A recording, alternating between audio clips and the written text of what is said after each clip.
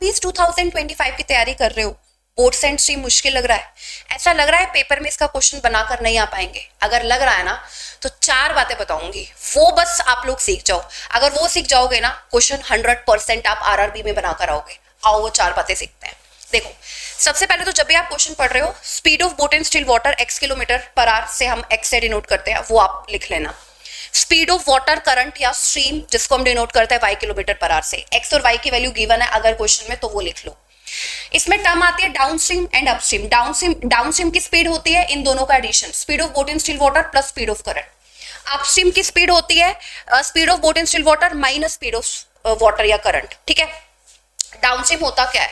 Downstream का मतलब होता है जिस डायरेक्शन में पानी है उसी डायरेक्शन में बोट चल रही है, तो जिस डायरेक्शन में पानी है उसी डायरेक्शन में बोट चलेगी तो स्पीड बढ़ेगी ना, तो इसलिए डाउनस्ट्रीम की स्पीड क्या होती है x+5, और अपस्ट्रीम की स्पीड क्या होती है, बोट की डायरेक्शन और पानी की डायरेक्शन जस्ट ऑपोजिट, उल्टी, धारा के विपरीत दिशा में नाव की चाल, तो वो क्या होगा, माइनस कब होगी ना स्पीड, तो x - y kilometre per hour. बस ये 4 बातें हैं। एक बात और बताती हूँ, सुनो। जैसे जब आप speed into time is equal to distance लिखोगे, टाइम एंड डिस्टेंस का पार्ट है इसके क्वेश्चन करने के लिए, तो ध्यान रखना अगर डिस्टेंस डाउनस्ट्रीम का है तो टाइम भी डाउनस्ट्रीम का होगा, स्पीड भी डाउनस्ट्रीम की होगी। अगर डिस्टेंस अपस्ट्रीम का है, टाइम भी अपस्ट्रीम का, स्पीड भी अपस्ट्रीम की। एक इस बात का ध्यान रखना। एक और चीज आपको बताती हूँ, सुनो मेरी बात। कभी क्या होता है क्वेश्चंस में डाउनस्ट्रीम की स्पीड और अपस्ट्रीम की स्पीड दे दी जाती है, speed of boat in still water और speed of boat in still water और स्पीड ऑफ करंट आपको कैलकुलेट करना होता है।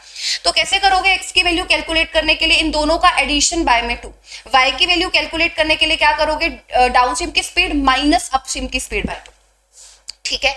ये 4-5 पॉइंट है बोट्स एंड स्ट्रीम के। Speed into time is equal to distance, time and distance का फॉर्मूला है जो हर एक चैप्टर में आप देखोगे यूज होता है, इसको करना है। अगर आप ये सीख गए ना, अब आप क्वेश्चन बनाकर देखना, उन बातों को ध्यान रखना, आपसे क्वेश्चन बनेगा। शर्त ये है कि आपको रेशियो और परसेंटेज का बेसिक क्लियर होना चाहिए, ठीक है। इसी के साथ अगर आप प्रैक्टिस करना चाह रहे हैं आरआरबीज के लिए, तो 3 PM पर डेली सेशन चलता है बैंकिंग टेक्स्ट बुक पर, 3 बजे डेली क्वांट का सेशन चलता है, उस क्लास में जरूर आइए प्रैक्टिस करने के लिए। Thank you everyone.